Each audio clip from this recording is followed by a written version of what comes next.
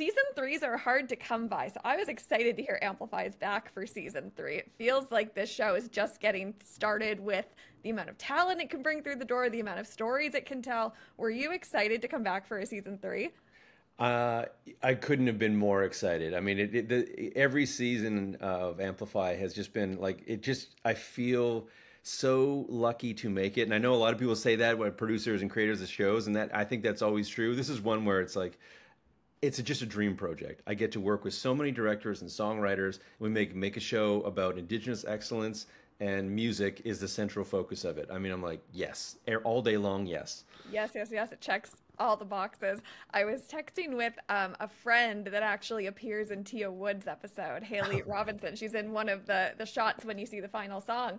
And I was saying to Haley, all this show does is make me cry because it's so beautiful. It's so vulnerable. I always have to have a tissue beside me when I turn it on because I know, like, it doesn't matter what the story is about, it's going to get me. I wonder how emotional it is to be a part of developing these stories and kind of watching it all come together in real time. Is it as emotional for you creating it as it is for us receiving it? One of the key tenets of the show has always been to pair an Indigenous songwriter that's being featured in each episode with a director who's from the same area or specific community. So that's something where we're allowed to sort of, because the director and artist know each other, like for one episode is directed by Trevor Soloway, features Darcy Turning Robe.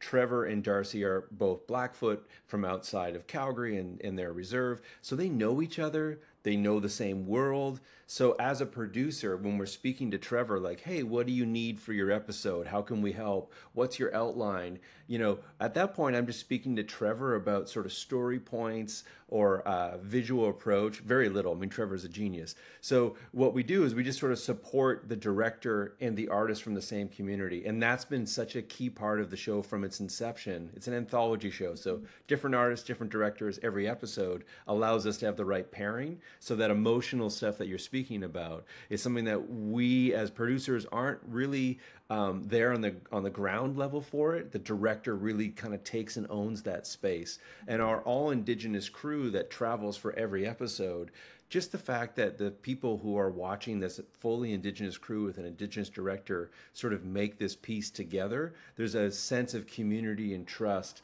that allows all that emotional stuff to come out and feel safe and to feel honored at the end of the day through us in post. Yeah, totally. So you have the tissues beside you in post as much as maybe we do on the couch I, watching the show. we watch full interviews and I'm just like, oh my God, yeah, exactly. All the raw stuff. Yes, Yeah. yes. Oh, it's wonderful. Well, I'm glad to hear it's not just me. It's all around the process of the show.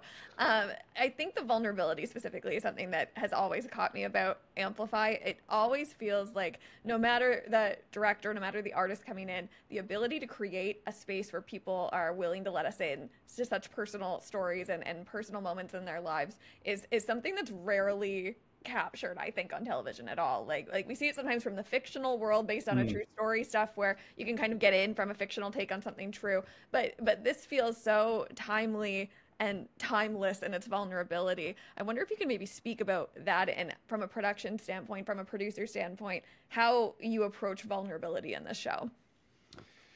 You know, the when you ask an Indigenous artist for every episode to be inspired by something Indigenous in their lives and to create a new song out of that, right away they're reflecting on their personal Indigenous identity, the specific community that they come from, all the things that brings from their history and their people and themselves and their family.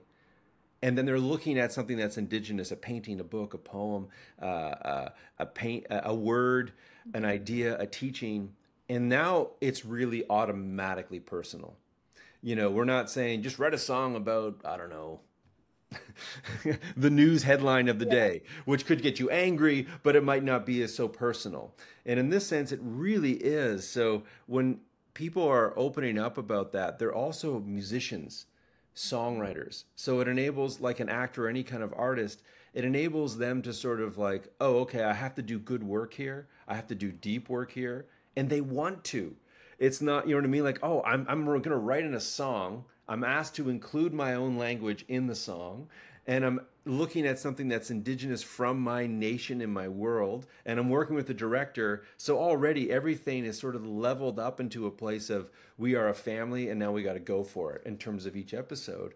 So the vulnerability piece is something that's central because it's art, it's making music, and they need to feel like they can really dig into their performance and really.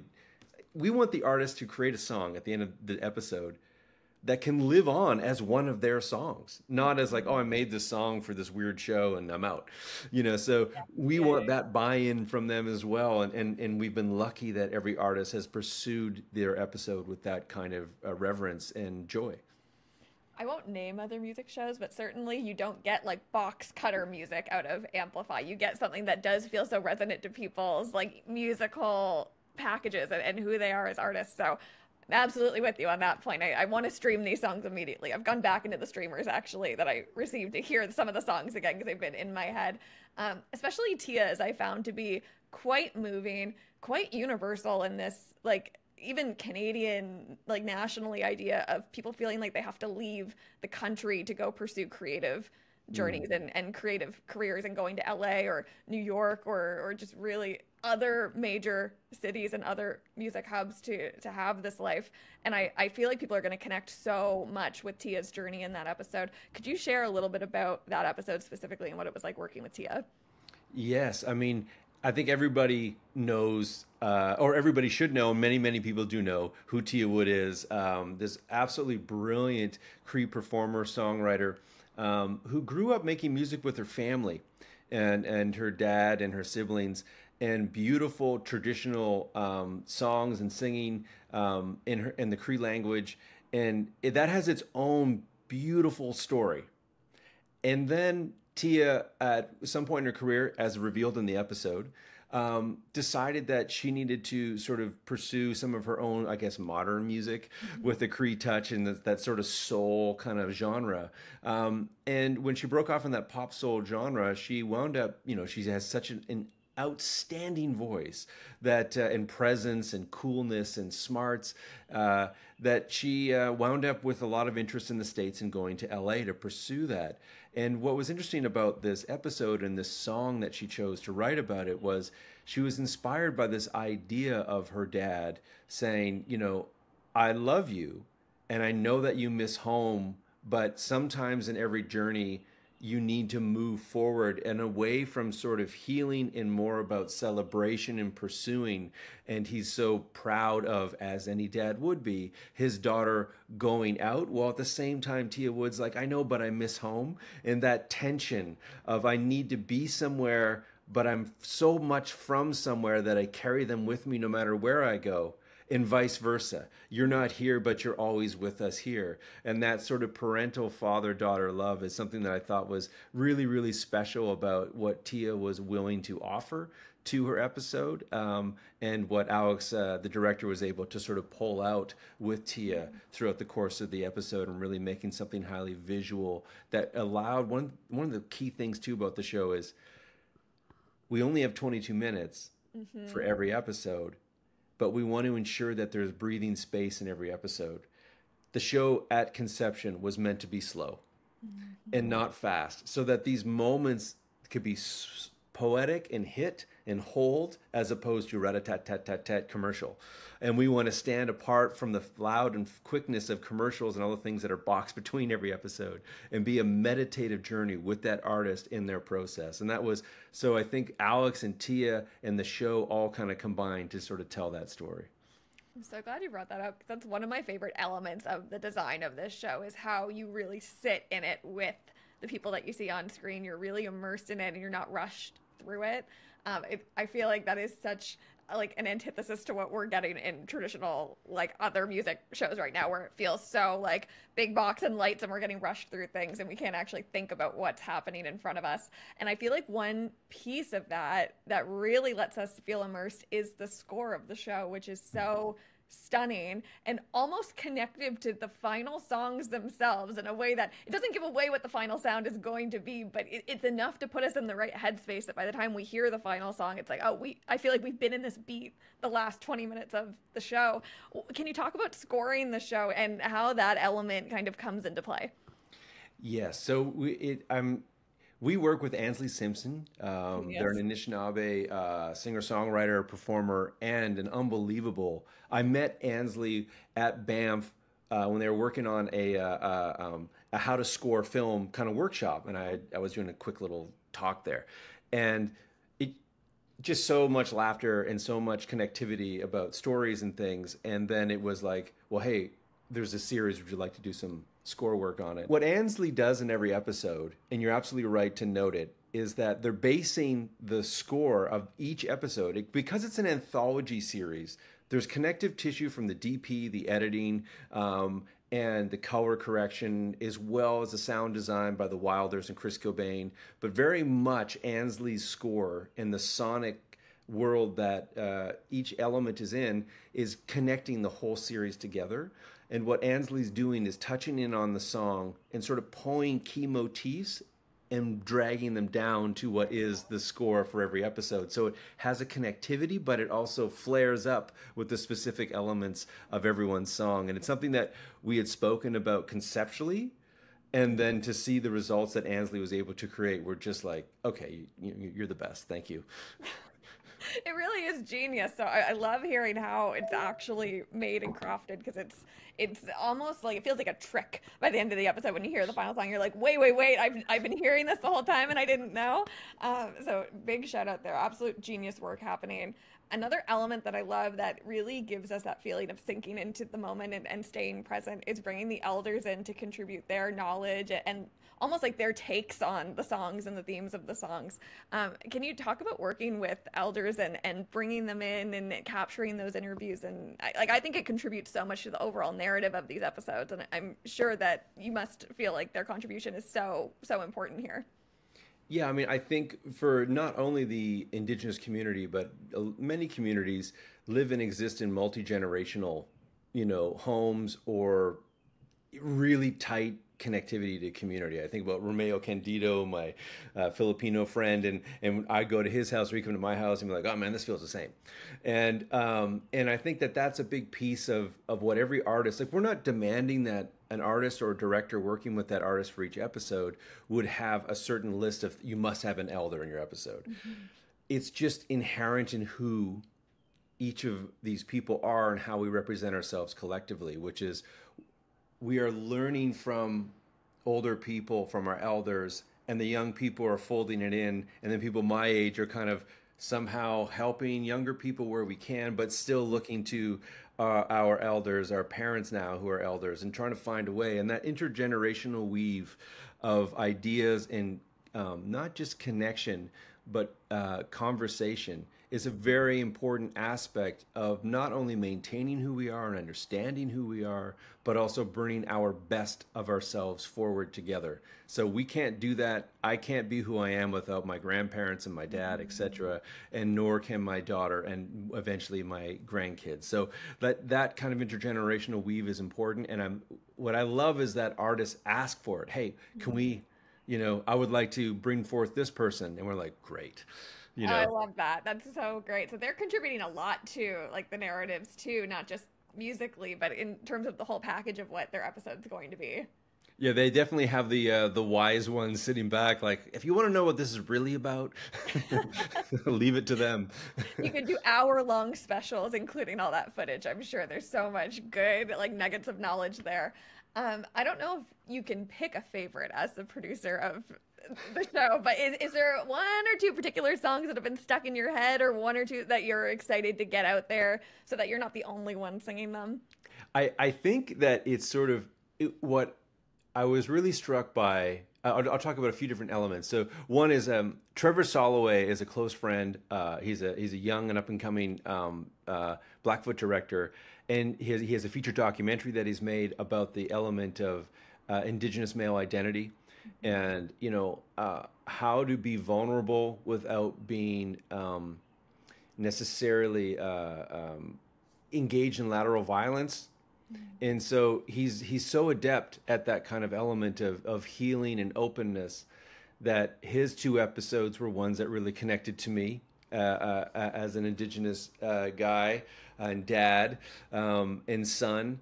and it was really beautiful what he worked with Shane Ghostkeeper on the premiere episode, which is about sort of like how you're vulnerable in a romantic love as a man, and how you sort of allow yourself to be wrong or to be open and supple as opposed to hard and doodly or whatever. And I thought, for Shane Ghostkeeper, a former maybe going to be hockey star, to talk about that vulnerability with his wife on screen, I thought that was beautiful. And the other episode that Trevor made with Darcy Turning Robe, sort of like an indigenous young male who did not have sort of a sense of where his culture mattered and went sideways in life and had self-harm, and then came out the other side through the embrace of his culture. I mean, that's a story that you hear a lot of times throughout indigenous communities.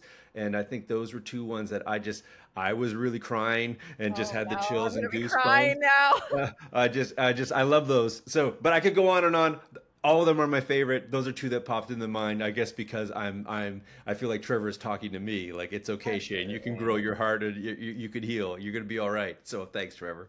Oh, that's so beautiful, man. Now we're all gonna cry, so we gotta stop this interview before this just becomes a cry fest. But I'm just so excited for people to see this season, because I think it's something so refreshing in the music media landscape to see. And I think the look that we get into these artists is so much more than what social media or other, like quick form behind the scenes shows can give us. So congratulations. I think this is going to be a hit. Thank you so much, Liz. I really appreciate you taking time, and thank you for watching and liking the show. It means a lot. Oh my God. I want to see all the screeners. I'm waiting. I'm like, I saw 2 episodes. I want to see all of them now. One more thing before I let you go, and hopefully you're okay with me with indulging me in this. You've directed 2 Heritage Minutes. I did. And I feel like that makes you a superstar in my world, because Heritage Minutes are so like central to Canadian culture and just a way to mark universally that like we have our own culture in this country. Can you talk to me about what it's like to direct a Heritage Minute commercial, and maybe what's something that we wouldn't know as recipients of those commercials that you think is important for people to know?